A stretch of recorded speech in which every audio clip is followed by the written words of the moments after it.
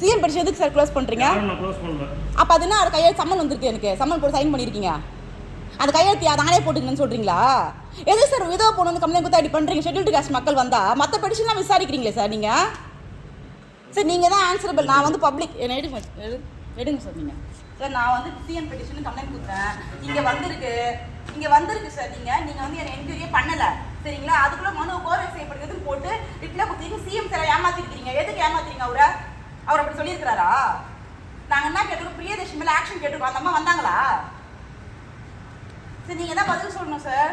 நாங்கள் மனு கொடுத்துருக்க மனுதாரர் சரி அவங்க மேலே அதிகாரியை கூப்பிட்டுங்க.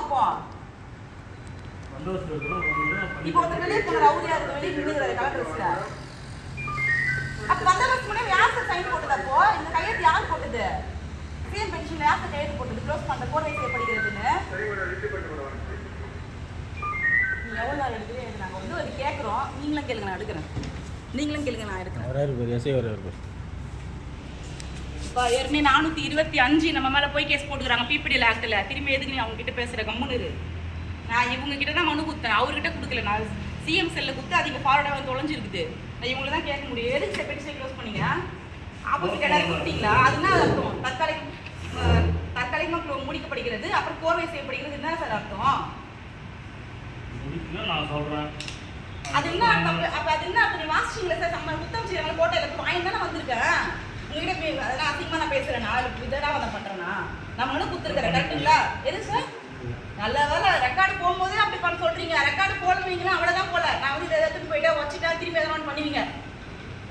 அதுக்கெல்லாம் அஞ்சுறாலாம் நீங்கள் ஒரு குடும்பத்துக்கு இருக்கிற பொம்பளை பேசும் போது கேமரா வச்சேன் அதான் வச்சு போய் கேஸ் போட்டிங்க பார்த்தீங்களா? அந்த கையெழுத்து போட்டு கைக்கு வர என்ன ஆக போகுது சார்? நீங்கள் சொல்லுங்கள் சார். நாங்கள் சிஎம் சட்ட பெட்டிஷன் கொடுத்து இங்கே வந்திருக்குது.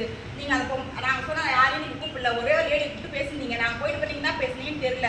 நீங்கள் வெயிட் பண்ணால் இன்ஸ்பெக்டர் வந்து பாருங்கன்னு சொன்னீங்க. அதுக்குள்ளே எங்களை பிடிக்கிறதுக்கு க்ளோஸ் பண்ணி உங்களுக்கு விசாரணை பண்ணிக்காங்க வந்துருக்கு சார். நீங்கள் யார் சார் கேட்கணும்? இப்போ யார் சார் கேட்கணும்?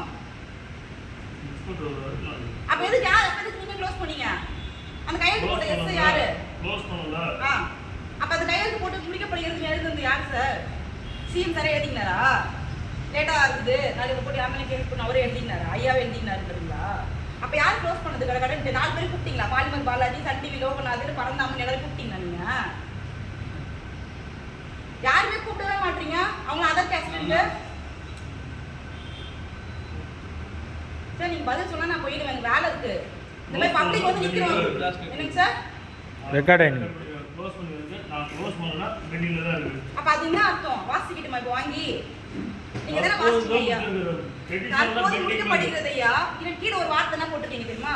கோர்வை செய்யப்படுகிறதுன்னு போட்டுருக்கீங்க. கோர்வைனா என்னது?